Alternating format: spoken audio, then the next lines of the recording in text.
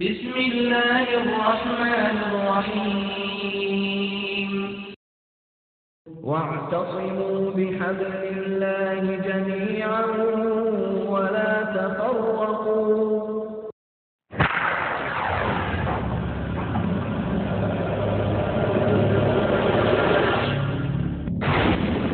الشمس والقمر بحسبان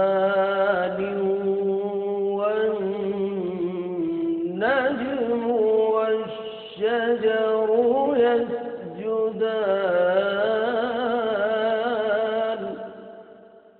والسماء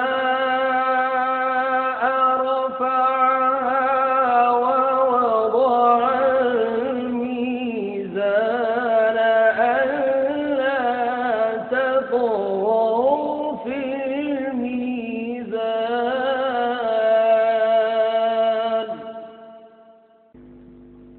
وأنا خاتم النبيين لا نبي بعدي رواه مسلم في کتاب الفضائل۔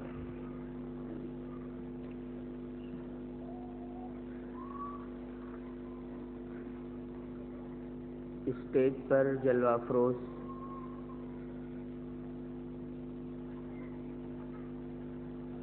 معزز علماء کرام،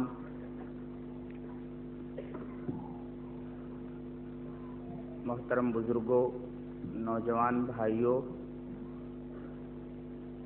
پیارے بچوں، پردہ نشین ماں اور بہنوں،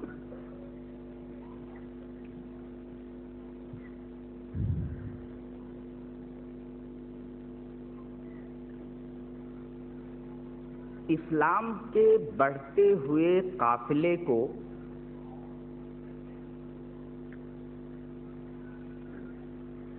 یہودیوں، عیسائیوں اور ہندوؤں نے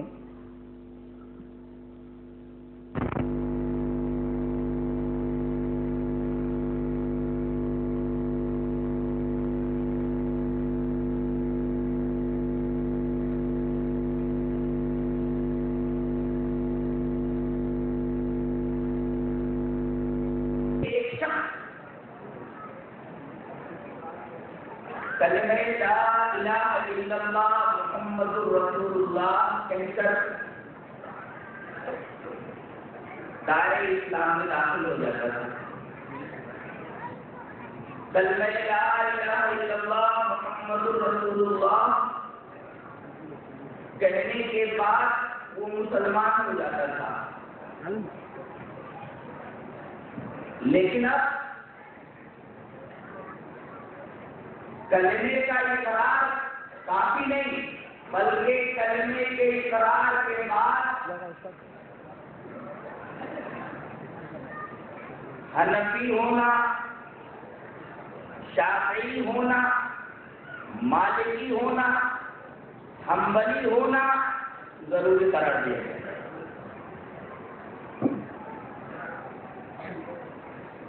پہلے مسلمان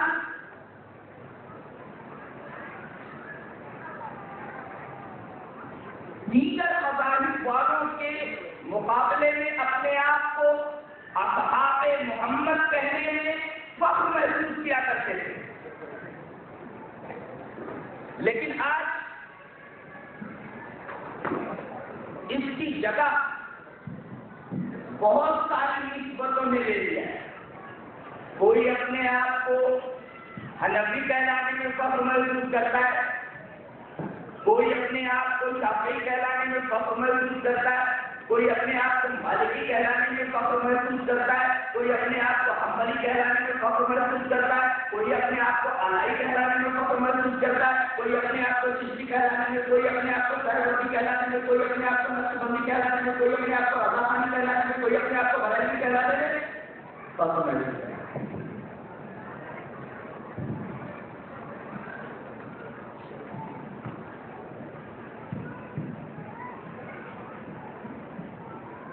مقام اور ہے، مقام ذکر ہے کہ چاہے وہ دیوبندیوں کا کوئی مدرسہ ہو، چاہے وہ بریلویوں کا کوئی مدرسہ ہو، ہر مدرسے مدرسے کے اندر کتب ستہ ضرور پڑھائی جاتی ہیں. کتب ستہ سے مراد میری جیسا کہ آپ حضرات کو معلوم ہے بخاری، مسلم، ابو داؤد، ترمذی، نسائی، ابن ماجہ. یہی کتابیں دیوبندی مدرسوں میں بھی پڑھائی جاتی ہیں، یہی کتابیں بریلوی مدرسوں میں بھی پڑھائی جاتی ہیں، اور یہی کتابیں اہل حدیث مدارس میں بھی پڑھائی جاتی ہیں.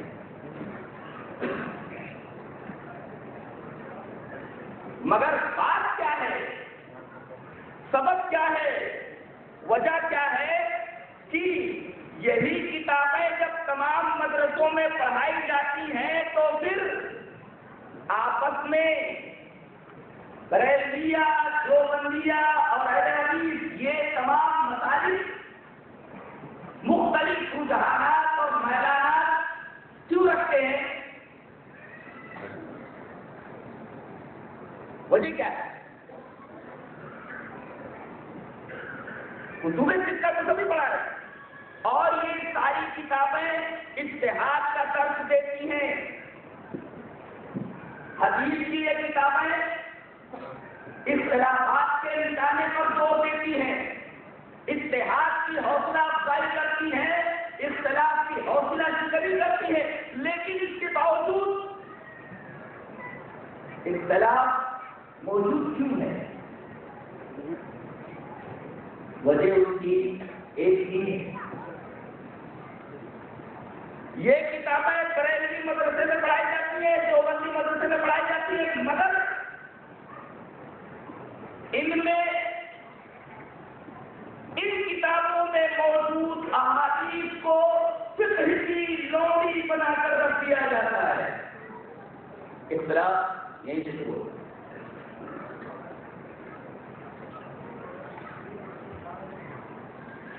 اولیت احادیث شریفہ کو نہیں دی جاتی بلکہ اولیت صرف اولیت. اور آپ کو یہ سن کر تعجب ہوگا کہ بڑے بڑے مفکرین اسلام دنیا میں اسلامی نظام برپا کرنے کے لیے اسلامی تحریکات کا علم لے کر اٹھے اور ان کے دل میں زندگی کے ہر کوشے میں اسلام نافذ کرنے کا ڈر اٹھا. لیکن فقہی مسائل میں یہ مفکرین اسلام کسی قسم مکتب کی رہے اندھے مقلد بنے رہے.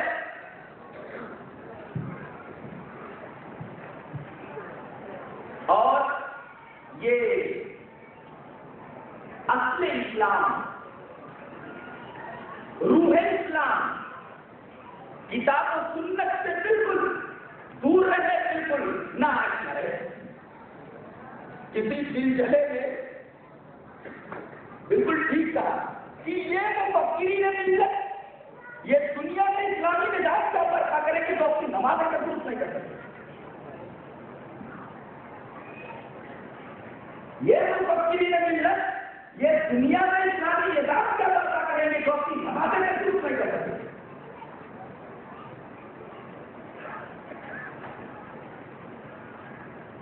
آج اسلام کی تبلیغ کے نام پہ زبردست چلت پھرت ہو رہی ہے. لوگ اسلام کی تبلیغ کے لیے پوری دنیا میں کشش کر رہے ہیں، لیکن ان لوگوں کے آثار پر تکلیف اور حضرت جی کے ملفوظات اس طرح سوار ہے کہ یہ گورکھ ہموں سے نکل کر خالص کتاب و سنت پر آنے کے لیے تیار نہیں ہے. اس صورت حال پر جتنا افسوس، جتنا ماتم کیا جائے کم ہے.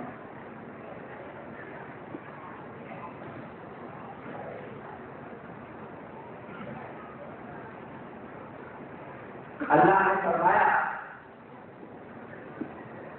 کہ محمد صلی اللہ علیہ وسلم کے بعد دنیا میں کوئی نبی آنے والا نہیں. آپ پر نبوت ختم ہو گئی ہے, رسالت ختم ہو گئی ہے.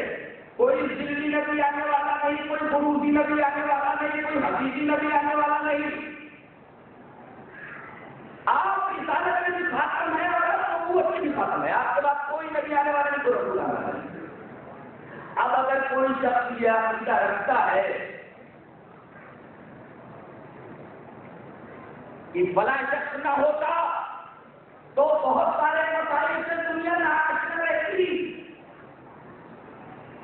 ان مسائل کو دنیا نہیں جانتی.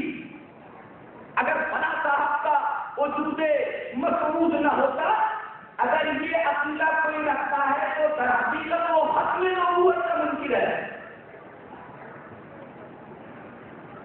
وہ رسول اللہ صلی اللہ علیہ وسلم کو خاتم الرسل اور خاتم الانبیاء نہیں مانتا.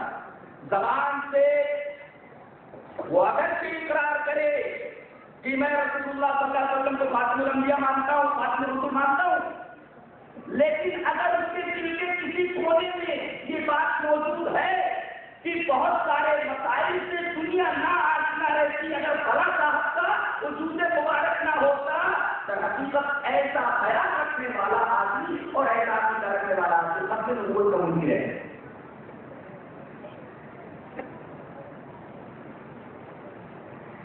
ایک بات یاد رکھیے,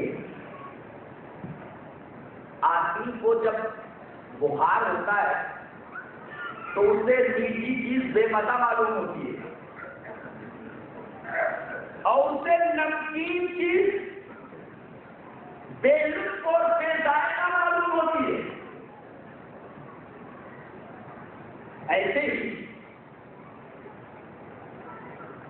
اگر کسی شخص کو قرآن کے بجائے انسان کی لکھی ہوئی کسی کتاب کے پڑھنے کے مزہ آنے لگے,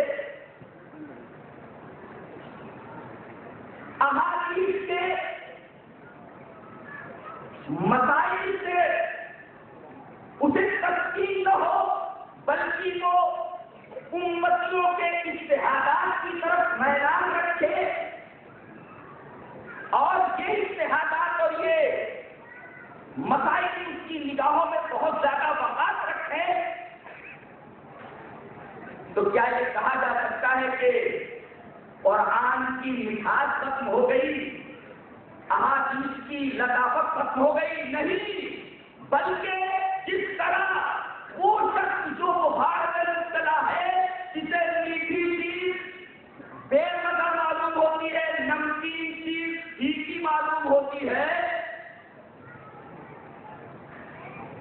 یہ نہیں کہا جا سکتا کہ میٹھی چیز کے اندر سے مٹھاس اور شیرینی ختم ہو گئی ہے, حلاوت ختم ہو گئی ہے, اور نمکین چیز سے نمکینیت ختم ہو گئی ہے, بلکہ کہا یہ جاتا ہے کہ ایسا اس لیے اسے محسوس ہوتا ہے کیونکہ وہ بیمار ہے. اسی طرح اگر آدمی کو قرآن و حدیث کے علاوہ دوسروں کے اجتہادات اور دوسروں کی باتیں اچھی لگنے لگی تو یہ نہیں کہا جائے گا کہ قرآن کے اندر سے یا احادیث کے اندر سے حلاوت ختم ہو گئی, بلکہ یہ کہا جائے گا کہ آدمی کا ایمان بیمار ہے,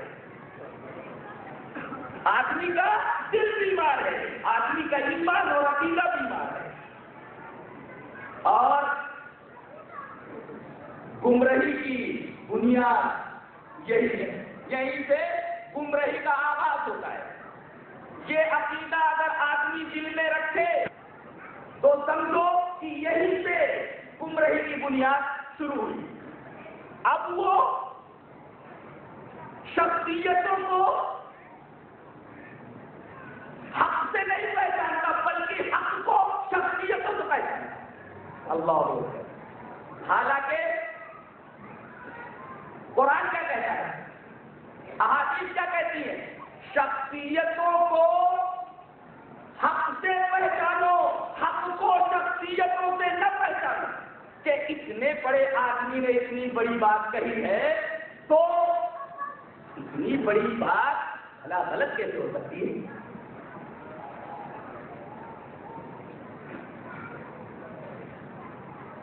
یہی چیز تمام گمراہیوں کی جگہ.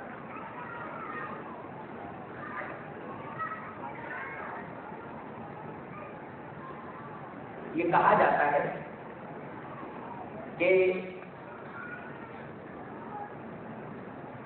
ہمارے امام صاحب نے تمام الجھے ہوئے مسائل کو سلجھایا.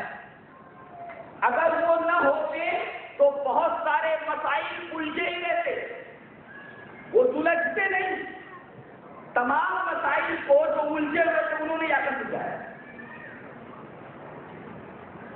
جبکہ خود فقہ کی کتابوں میں اس کے متضاد بات لکھی ہوئی. سید ابن ابی شریف نے رد المختار کے اندر اور شامی کے اندر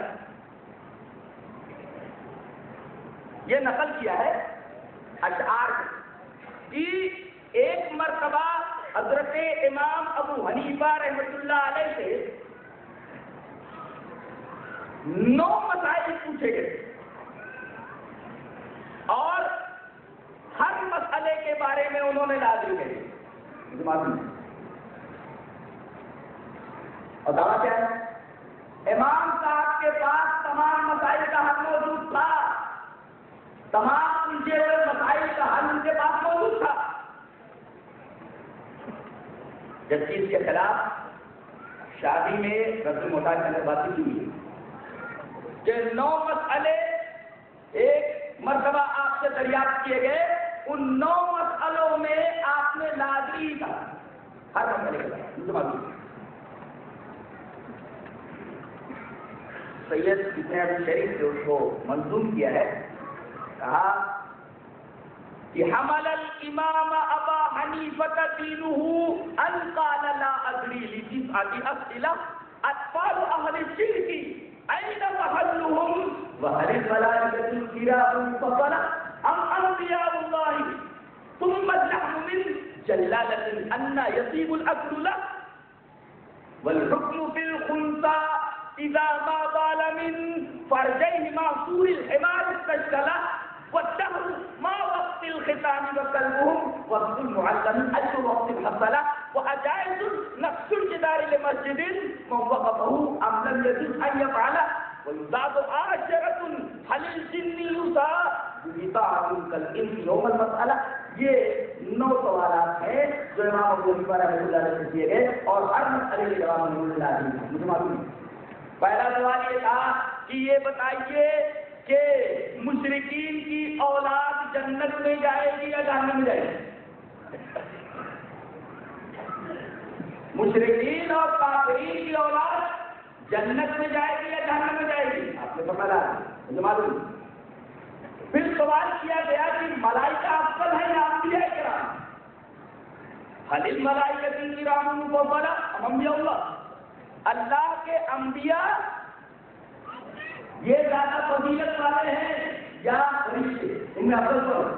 فرشتے افضل ہیں یا انبیاء؟ فرمایا معلوم. پھر پوچھا گیا کہ جلالہ کا گوشت کب کھانا حلال ہوتا ہے؟ جلالہ سمجھتے کس کو کہتے ہیں؟ جیسے گائے, بکری, مرغی, کوئی بھی معقول اللحم جانور جس کا گوشت کھانا شریعت سے جائز قرار دیا گیا ہے, وہ گندگی کھانے لگے, حرام چیز کھانے لگے. اب دودھ دینے والی گائے اگر گندگی کھانے